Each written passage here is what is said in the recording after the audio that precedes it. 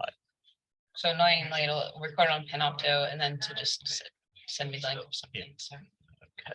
Okay, well, I think we're gonna go ahead and get started. You can tell this is a digital talk because digital things go wrong in digital talk for some reason. I don't know. It's really.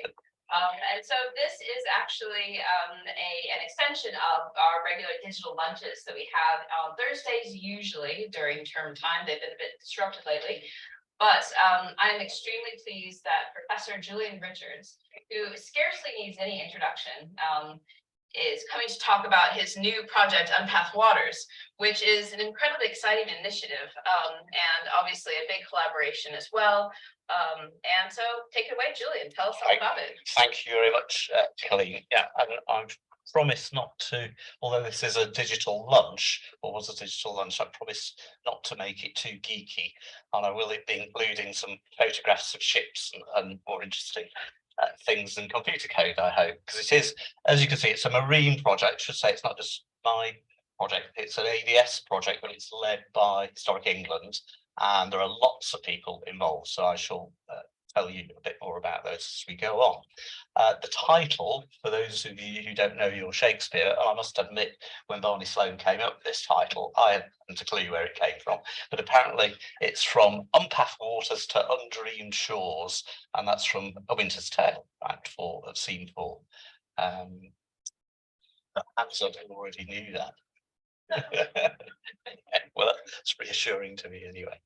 But it's funded out of, well, from the HRC, and it's part of a programme that they've been running for a number of years now called Towards a National Collection, which, as you can read from the slide, major investment. This is a sort of official blurb, using digital technology to create a unified national collection of the UK's museums, libraries, galleries and archives to maintain global leadership in digital humanities and arts research.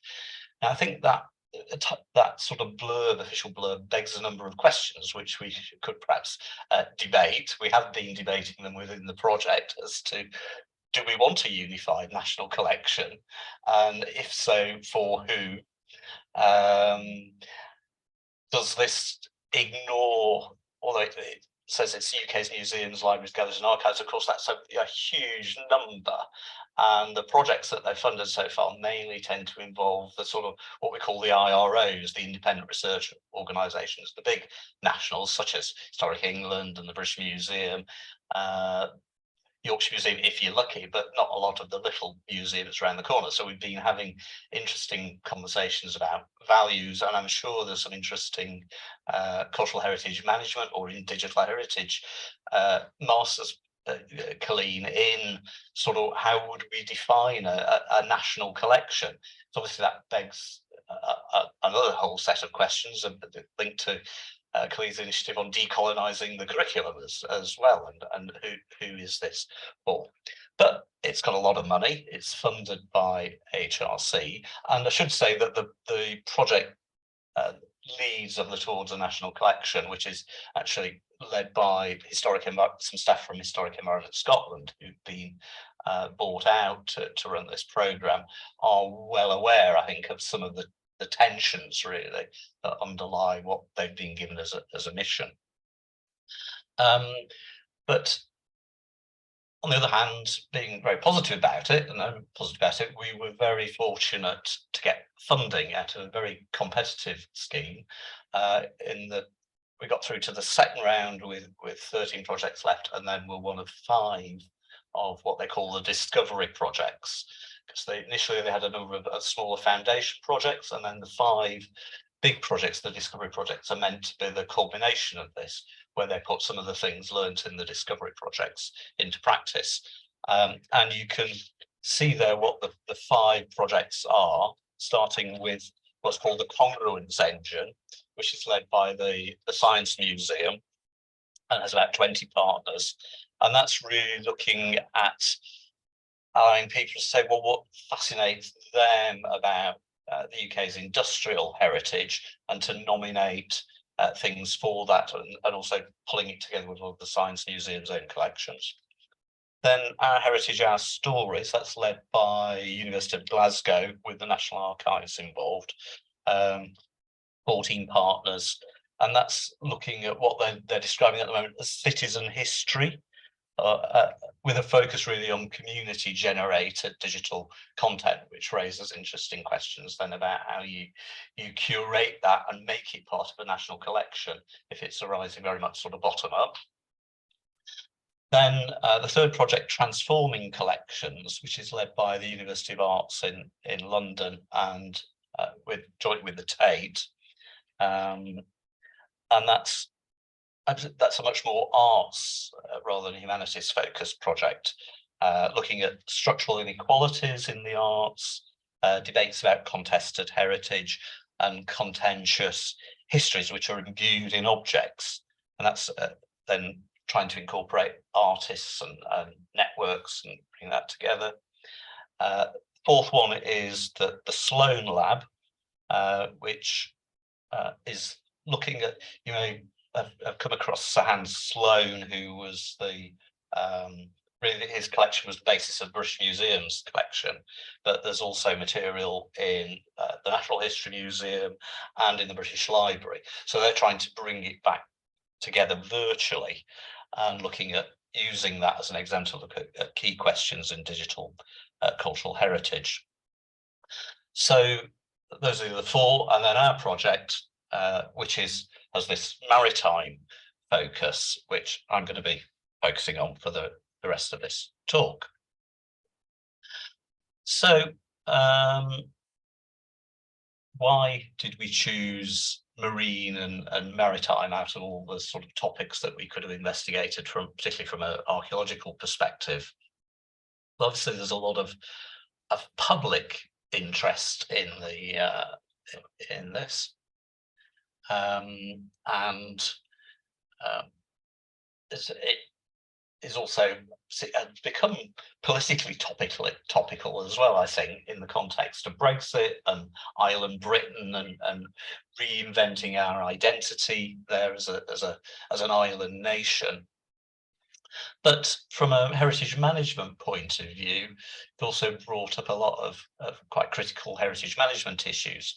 Believe it or not, there was no sort of integrated inventory of the UK's maritime sites, which is split up between the various national agencies and lots of other organisations.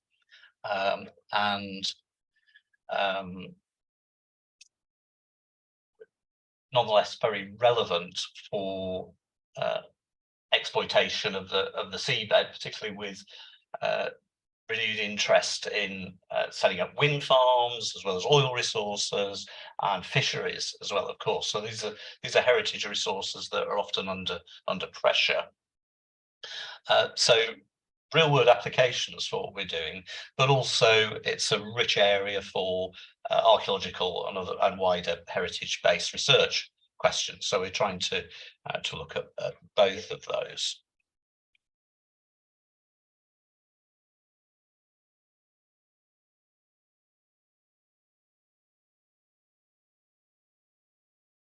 So the aims of Unpath'd Waters are really to try and look at connections between some of these collections. The idea is not to make a great heap and create yet another big data silo of everything. What we're trying to do is connect existing resources covering 23,000 years at least of history.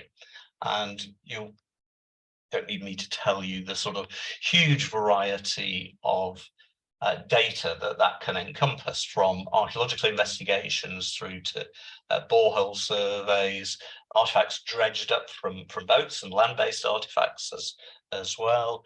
But it also encompasses a lot of remote sensing data, sonar as well, and various LiDAR records, and from partners such as Lloyd's Register, we've got construction records of ships. From other inventories, we've got loss records, but also it pulls in an interdisciplinary way material from artworks as well, and images. So the aims are devising new ways of trying to search across these collections, creating simulations to visualize the wrecks and the landscapes, delivering new ways of identifying the wrecks and the artifacts, the objects from them, and create tools to protect this heritage. And there's a substantive public co-design element in this, to work with people who've not traditionally worked with archaeology and heritage, to think of new ways of interacting with these collections. So our project started in November 21, runs till November 24, so we're almost halfway through it. Quite a significant grant, but that's not all to York, that's spread across a large number of partners. But 17 funded organisations working together, which in itself is quite a challenge, and over 40 people spread across the project and from a range of different backgrounds. So this sort of huge smorgasbord of logos just shows the number of bodies involved. So as I mentioned earlier, led by Historic England, but ADS has a key role, and also a number of other universities are involved with co-Is from Southampton, Bradford and Portsmouth. The key ones also Glasgow School of Art, but other organisations involved there, and then collaborating organisations involving a number of nautical trusts, including the Mary Rose Trust, and then other partners who are supplying data or in one way or another, ranging, as I mentioned, from Lloyd's Register, but also Department of Communities, Northern Ireland and Manx Heritage. I think we're the only one of the 5 discovery projects that has really been UK-wide and is really national, in the sense that just about,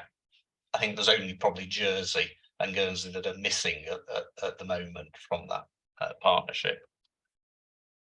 I'm not going to dwell a lot on or expect you to read all that, but the main thing to take from it is, as with all these big projects, it has a series of work packages and it has a timetable, and it's the notion behind it is 3 main phases through an incubator lab, an innovation lab, and then impact and delivery. Although there is a sense of circularity, that things that are developed through innovation and impact and delivery then feed back into the incubator stage. But we are currently then around there in the project. We've just entered the innovation lab phase, and the York ADS responsibility is this line across the top on work package 1 on integrating the UK's marine collections. But I'll just sketch out the project in outline, and then so I'm going to focus a bit more on what ADS has been doing. So, just move that.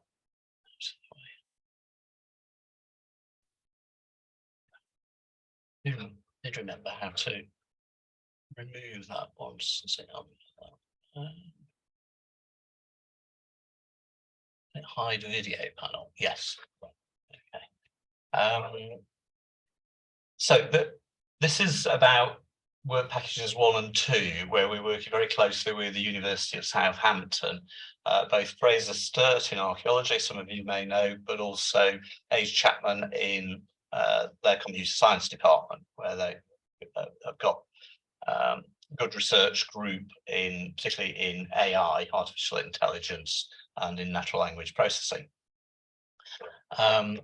So the beginning of the project, which we've been working on, is finding out what's out there, first of all, because no one really knew how much maritime data there was and where it was held, and we've been starting to collect that.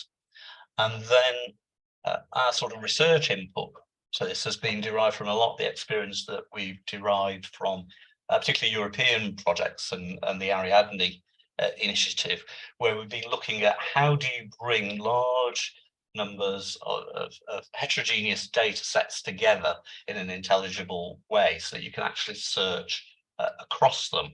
And that involves a lot of things of mapping. So rather than saying, okay, from now on, everyone's got to record their data into this data standard, which they're never going to do, obviously they've been collecting it for decades, if not centuries, and they all have their own very good reasons often for why they record the way they do. But if we put all that together and try and search across it, all we get is something like Google, which is fine for some things, but not for really for research or management. So we have to map a lot of the data structures from all these different databases to a common, what we call an ontology, a single database schema in effect. And we have to map all the different vocabularies because, again, believe it or not, there has never been an agreed UK vocabulary for how we describe ships. It's each of the different countries within the UK has developed their own method for describing that.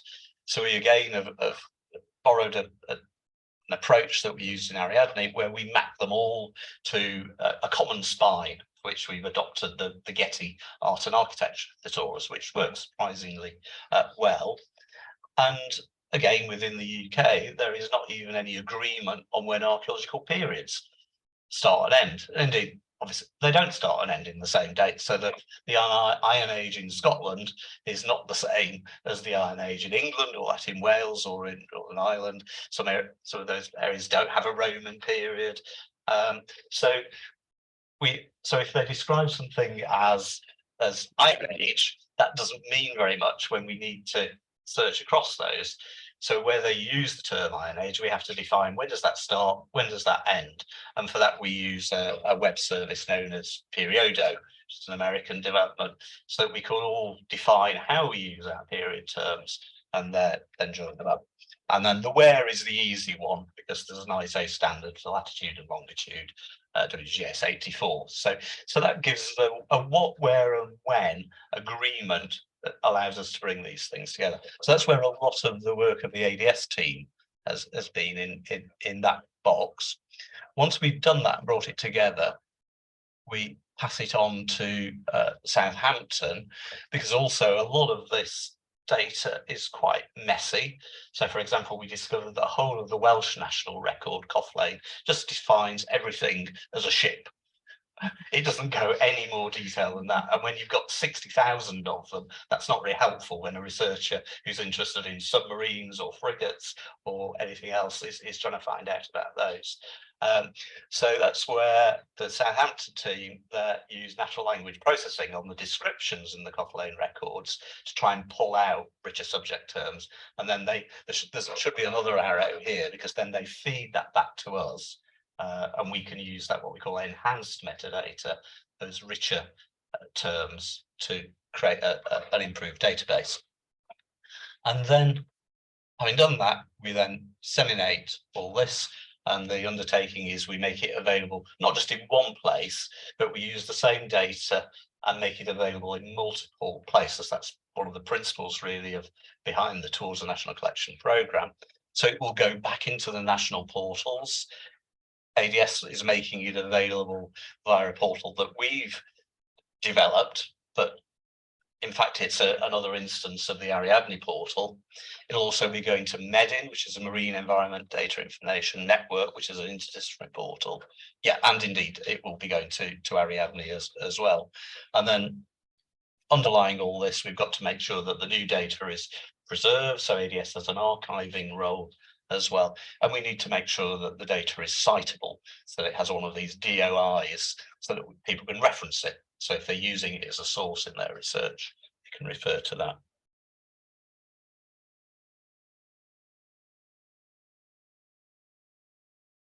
Come on, it's being a bit slow to. You can do it.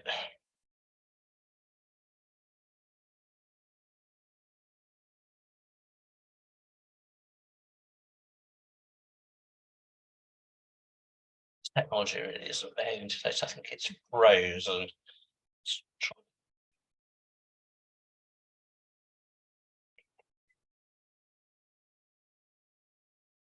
Okay, I have to stop sharing for a minute, I'm afraid. Oh no, but have I stopped sharing now? I think I haven't. So let's go back and start sharing again.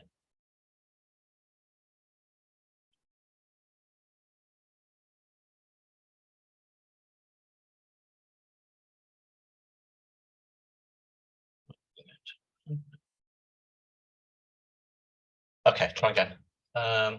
So I'm just going to run through what happens in the next stages of the project, because at the core then there are 3 mini research projects that use this data and feed it into their own research. So one led by Portsmouth is called People and the Sea, and that's making the connections between coastal communities and the wrecks in their neighbourhood. But it's also making connections in another way, because a lot of the information for this is drawn from analog data. It's not never been digitized. It's paper records, charts, and so forth in the National Archives. So one of the things we're exploring is digital will take you so far, but how do we then link in and make links to things in the national collection that aren't available digitally, and seeing what recommendations come from that. So there's a couple of case studies we're particularly involved in. One around the Needles area off the Solent, where there's lots of wrecks that they're exploring in detail, and we'll be developing some specific archives for those, but also linking to records in the National Archives. Some of those are quite challenging as well, because that involves some slaving ships as well. So there's a lot of discussion going on about how do we present that sort of contested history. And the other case study we're going to be working on a lot of detail is the Mary Rose, where we're going to be drilling down from a single record for the collection of the Mary Rose down to individual artifacts with photographs of them online. The second case study is called Science and the Sea. This is led by Bangor University, who for a number of years have been exploring, using, as you can see, that sonar data, exploring wrecks in the Irish Sea area mainly. And a number of these are already identified, but a number of them are it's unknown. We have sort of historical records for various submarines and U-boats that sunk in that area, and also vessels that were sunk by U-boats. And we have a lot of images such as this, and Bangor are trying to match them up so that they can then identify, well, what does that wreck actually belong to? So here's an example of one they've already matched up, the SS Paper, which was torpedoed in November 1917. And then obviously each of these wrecks has a lot of personal stories associated with them as well, and connections to individuals and their military records who are on that vessel, and their families and so forth. And we can also link what they're using as well to identify the wrecks is using, for example, the ship construction records from the Lloyd's Register to help them identify what those wrecks might be.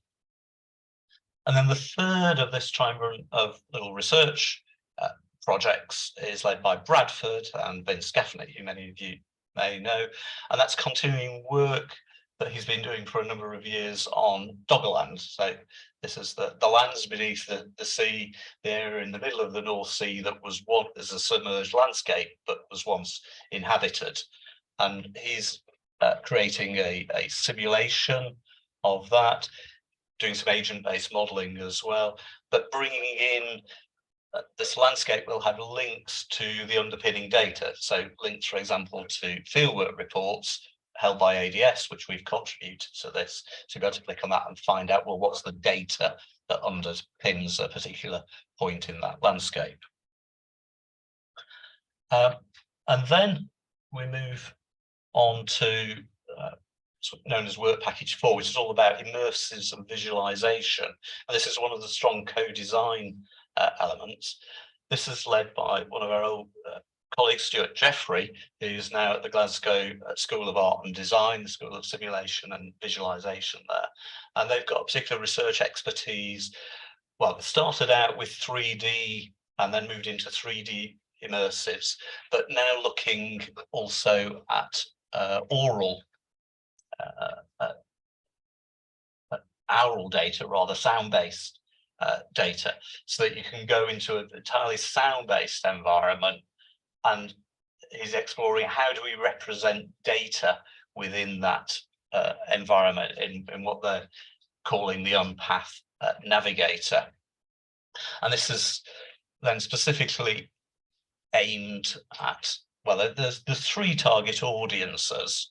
The one that's particularly relevant for this is those either blind or the visually impaired, to try and use these different representations of data, but also our other audiences are focusing on cross-disciplinary researchers, so not archaeologists at all, but also non-coastal communities.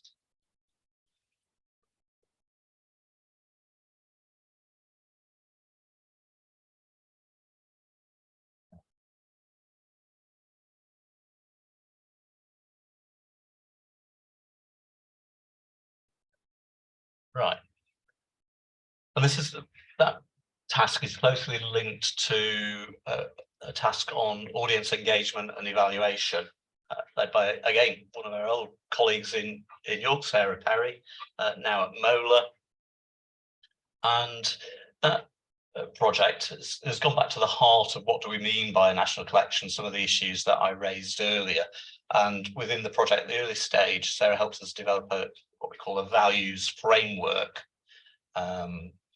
which came up with these 5 things that we said are important to us at the outset. We want to be equitable, we want to connect with people on their own terms, we want to empower through collaboration, we want to do something that's reliable and sustainable, need to be constructive, and we want to be adventurous as well. And then we're sort of judging ourselves against those values as we go through and keep going back to them and reminding ourselves of those. And that work package is also collecting audience data and is doing a audience mapping to the design methodology to inform the development of things like Stuart Jeffrey's immersive environment. So that is the broad framework of the project, and I'm going to spend the last 10 minutes just focusing on what we've been doing here in York, what we've achieved so far. So, as I mentioned, first stage was to do this data audit. We completed that, and then the second stage was to agree, well, the ontology. Basically the database design that we are using to map to all these different databases that are out there from all the different partners. And again, we based that on work we've been doing for 10 years in Ariadne, so it was tried and tested, and so we managed to create that. Those of you, this will be a bit geeky, but those of you who know about these things, this is linked to an ISO ontology called the CDOC CRM, which we can talk about later if you're interested in that.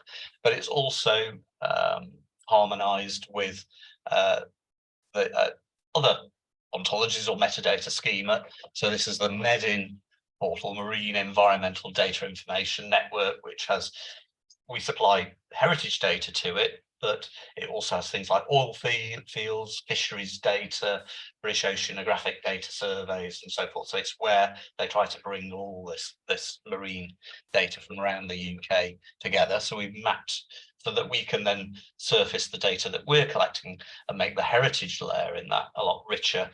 We've made sure that we can then export the data in a format that they can take in. And then this is, we've also been looking, or in the early stages, we looked at various ways we were going to present an archaeological view of this data, and we came up really with what had been developed in Ariadne, and through work that Jamie decided that we could adopt that and tailor it quite quickly.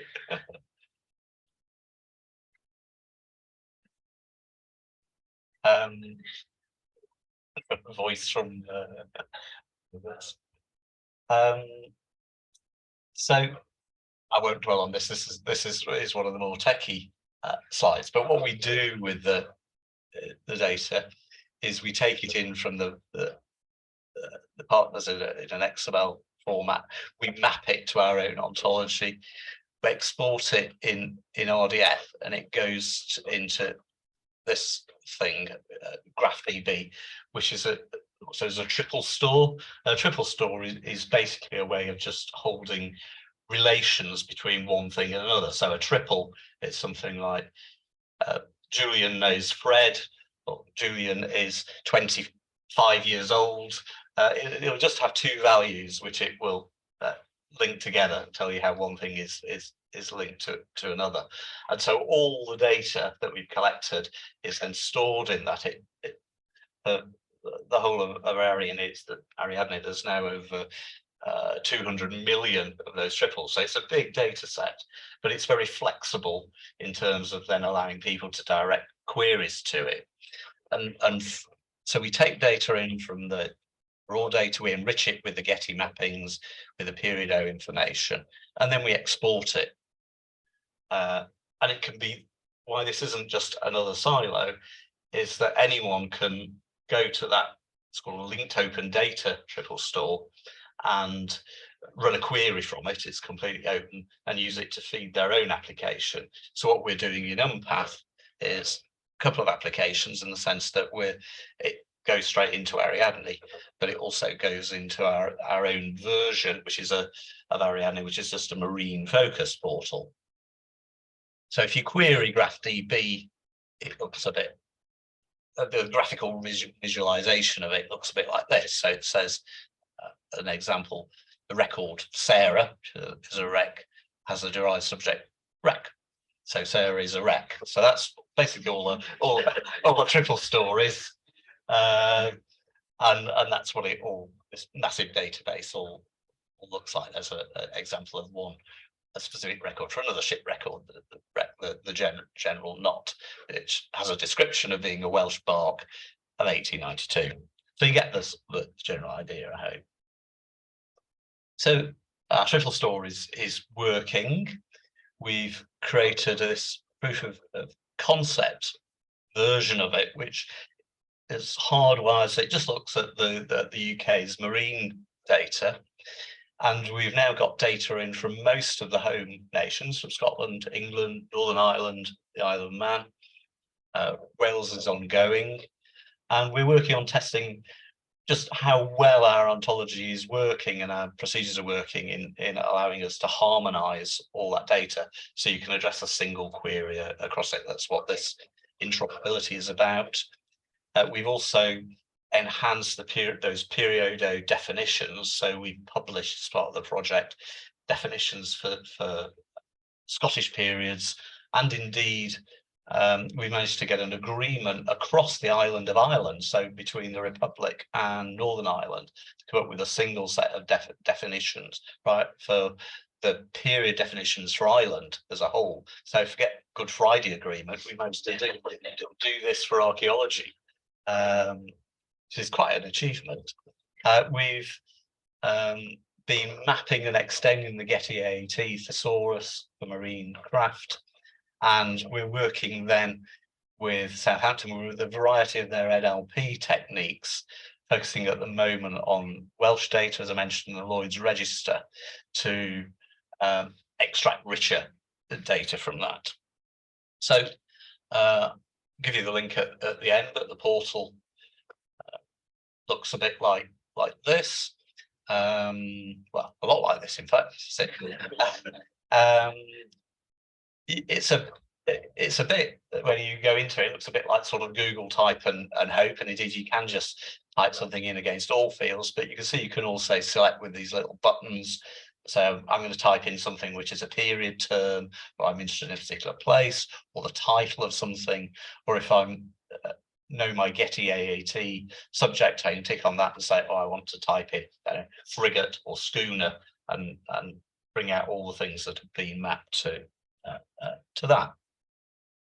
So it's got, at the moment, if we just sort of look at everything, it's got about 85,000 records in there, and you can see this sort of heat map for where they are around British Isles, and you can see the timeline there. You can search by time as well, and as you'd expect, that there's a few prehistoric, but they mainly start around about 1000, and then most of the wrecks are from about sort of 1500 onwards.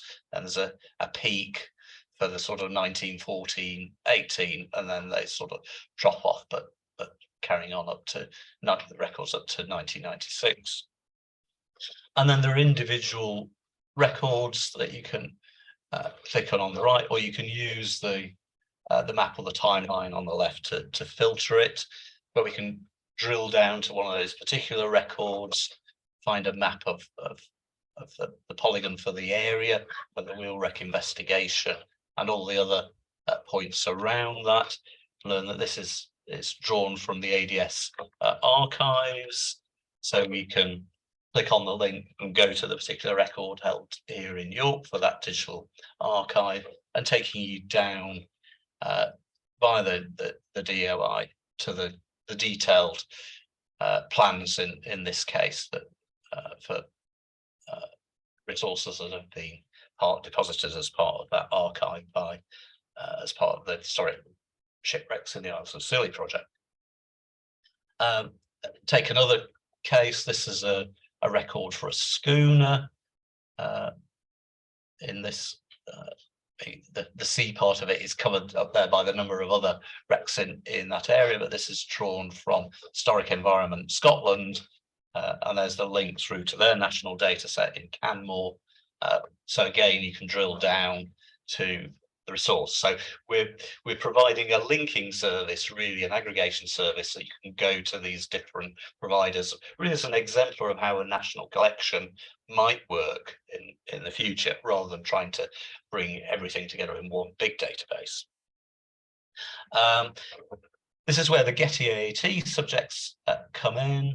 So these are all terms that have been mapped. So if you know you're particularly interested in cargo vessels or schooners or fishing vessels, you can click on those, on a particular one of those, and bring those up. And this is where, because the Getty AAT is a hierarchical thesaurus, so it has high-level terms and then what we call daughter terms. So under ship, or maybe under sailing ship as a whole, beneath that you would have schooner as one example, frigate as another probably. But this is where it's quite powerful, because people won't necessarily have entered all the terms. So often something might just be classified as a warship, and if we were to search on that only, we'd get 580. But if you say, oh, I'm really interested in warships and everything underneath that, that increases to over 1,000 resources. And you see these examples, or you may be able to see where you're sitting. These are examples, are all submarines, which obviously a type of warship, but you wouldn't have found them if you'd just searched on warships. So that's why these thesauri are quite important, why control vocabulary is important. You can do a spatial search, so you can sort of zoom in and drill down. And yeah, so this shows we've not yet got Wales in there, but we've got good coverage for the rest of the coastal seas around the British Isles. Yeah, and you can drill right down to individual points, and again click on them to take you to that record, and you can use the filter down the side. So in this case, I have filtered on submarines, where there are 352 total, and then these are individual ones off the Clyde, isn't it? And then, yeah, and there's the when search, where you can select a portion of this map if you're just interested in a particular period using the Getty terms. And indeed, as I say, the same data also appears in the Ariadne portal, where it's actually they're appearing as part of 3.5 million resources drawn from across the world, or a concentration in Europe. But the same records, although you can see the timeline there is much more extensive, but the same maritime records simultaneously appear there. So again, that's one of the principles that we're following, that it's surfaced in multiple places. So just to summarize, what we're hoping to achieve is much better heritage inventories for the four home nations, as this will be going back into the national records. but new ways of linking between them. This is going to be one of the more exciting aspects of the project as well.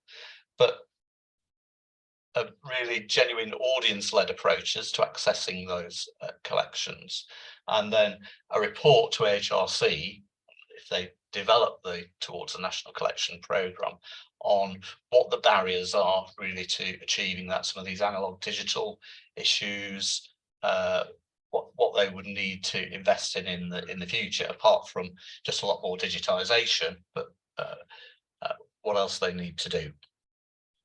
So there is an Unpath'd Waters website.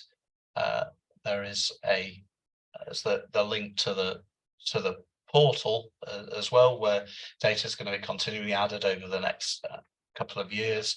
That one will tell you a lot more about the project and project news stories. And finally, I'd just like to thank all my colleagues in ADS who've contributed to this project so far. See any of them in the room. So thank you very much. Sorry about the technical glitches. But happy to take any questions if there are any.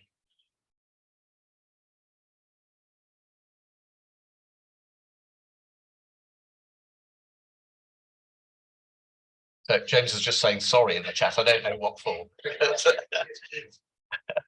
But I'll keep an eye on it. That was for my outburst, Julian, in the middle of your talk that might have distracted you. I'm sorry. Okay, not a problem. My cat was doing crazy things. Yeah, hi.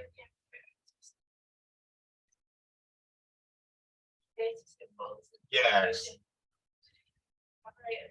How this works. Yeah, so that's part of the Southampton area, but what they're doing then is so they're taking, for example, names of wrecks which we know about from the sort of national records, and then seeing if there are entries in Wikimedia for those, so that we can then also make linkages to those by including those Wikidata or Wikipedia in the metadata that we're putting in the portal. So yeah, so it's to make the point again that we're not just sort of a silo, but there should be links in and out from this. Yeah, good question.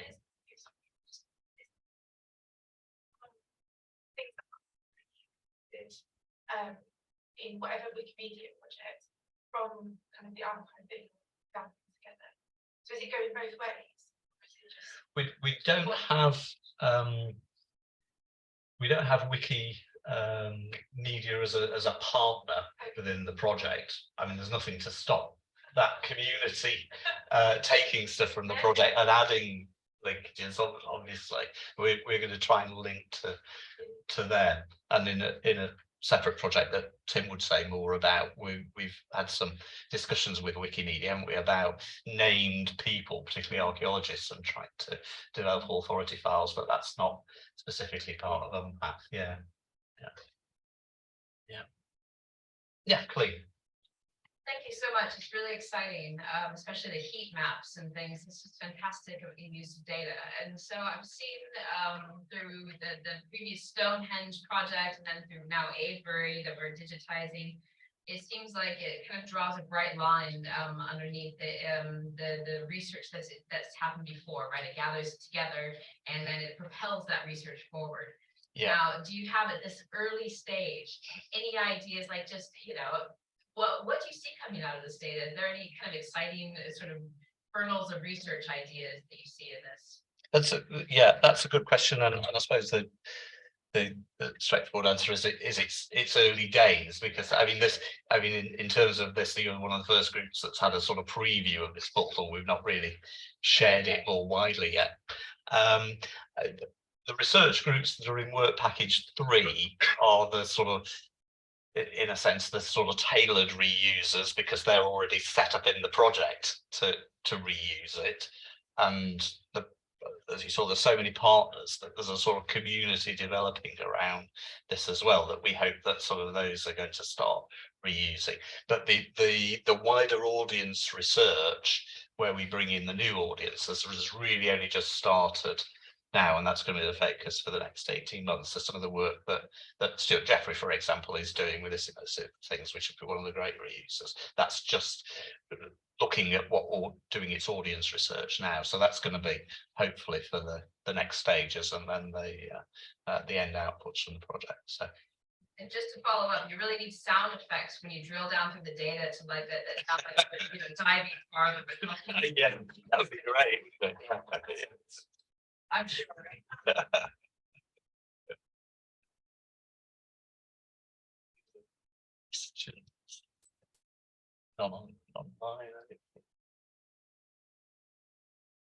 Oh, you know where hopefully you know where ADS is. If you have any questions later, do talk to us. Thank you very much.